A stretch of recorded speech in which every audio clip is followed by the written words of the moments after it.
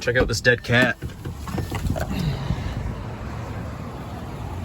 Yep. Did all right. Dollar General for you. That's the Jetta in all her glory. Just do a quick walk around here. It's got the 2.5, 5-cylinder. One of the most reliable engines they put out back in the day.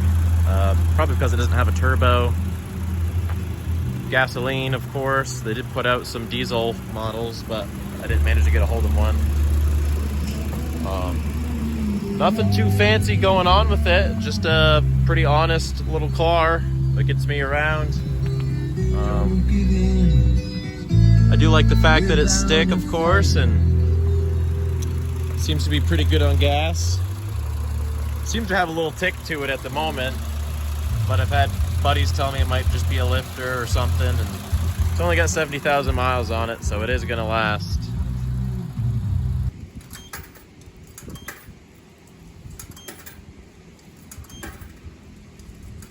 I came across this Volkswagen in a not so nice part of town, which was a little weary, and the fact that it was German or just foreign in general had me weary about the whole thing.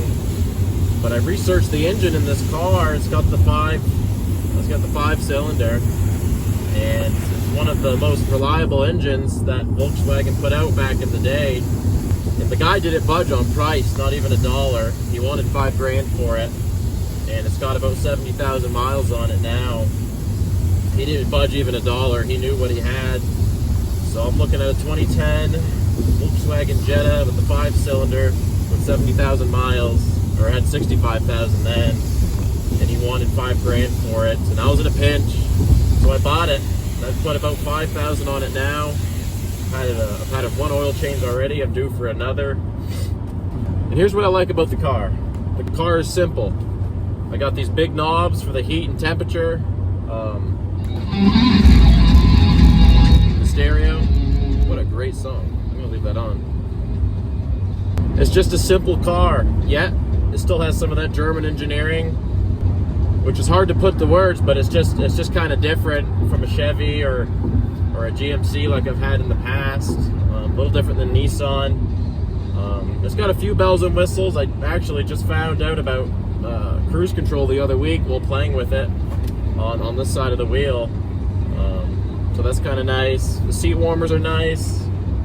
I like how simple it is, yet it still has some of those features and bells and whistles that you'd want in a newer car. It seems to be fairly reliable. All I've done is put new tires on it. I love that it's a manual. Like I said, I've been driving stick for years, and I don't ever want to go back, really, but sometimes you buy a truck or whatever, and it's more convenient to have an automatic. The speakers are nice. They come equipped with a Bose. The Bose speakers are nice. They pump pretty good. But it just seems like I can drive it, especially with 70,000 miles, and not dump a bunch of money into it. That's why I bought it. They seem to go upwards of 150 or 2,000 on YouTube. I've looked, and there's a couple with that many miles on them. It's the first vehicle I've ever had where the AC actually works. And I've owned 7 or 8 vehicles now. Love that cold air. And here's what I don't like about it. It does tend to be pretty slow. Let's see if I can pull off a downshift right now. There's 5th to 4th at about 75. It's just not a fast car. I knew it wouldn't be fast going into it, but everybody has a need for speed, you know. I didn't buy it for that reason, but it does tend to be pretty slow. I think the fuel mileage is okay, but even at 5th gear right now, going 68, I'm at about 3,800 RPMs. 2,800 RPMs. So the fuel mileage isn't great. I think the sweet spot's between 60 and 65. Which on these interstates, you get up going 70, 75 pretty easy. So I sacrifice a little bit of fuel mileage there. But the number one thing I don't really care for is, I kind of brought it up earlier, but it's the pricey maintenance. I did that oil change as soon as I bought it 5,000 miles ago. I got to do another one this week. And the oil alone was $20 a quart. And at 5 quarts, you know, I have $100 just wrapped up in oil before they even touch it. And by the time it was all said and done, it was like $140 or $150, something crazy. I've never paid that much for an oil change in my life, especially on a little car. I know generally mechanics don't like to touch these things with a 10-foot pole just because German engineering made it super hard to work on. You know, you go to replace an alternator and it's underneath the engine instead of on top, like in the old cat eyes. It's really grown on me though. I don't know if I'd buy another German car. If I did, it'd probably be an Audi. But it's been super reliable. Even though I'm only at 70,000 miles, I've been driving it for 5,000 miles. I've had it for 3 months now, and it is reliable. I've drove this thing, well, 5,000 miles in 2 or 3 months. That's quite a bit. Weekend trips here or there, and you know, I took kind of a risk buying it. I could tell it sat for a while. The guy before me didn't even register it, so it actually looked like it was stolen. I had my bank and a couple other sources, Carfax, verify that it wasn't. And that's why I'm in it now. But even after sitting for a while, just with a little bit of maintenance, this thing's gonna last forever.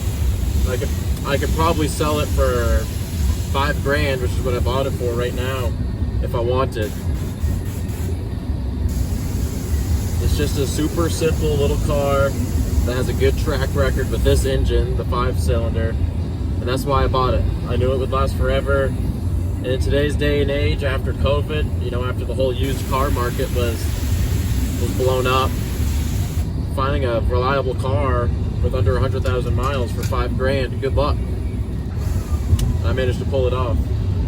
Just the Rock FMs. Goes through the gears pretty good. Second. Get up into third. Hit $4,000. There's fourth gear. At about 65. And we're at about 3,800 RPMs. And that's fifth. Cruising at about 68 RPMs. 29. $3,000. Really wish I had another gear. So this is the dash and the controls. Like I was saying, these bigger knobs that you can look at and just grab in the dark are way better than all those little buttons they have nowadays. Seat warmers.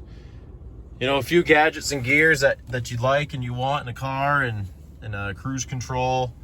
It's just a clean car. It does what you want it to, and it's reliable. Got me a box of Maine from someone back home. They sent it down and it has a bunch of things in it. One of which was this sticker here, and it's gonna go on the Jetta as we speak.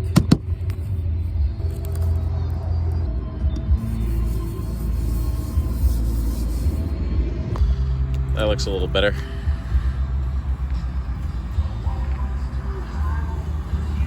That is the Jetta. Hope you guys enjoyed, and we see you next time.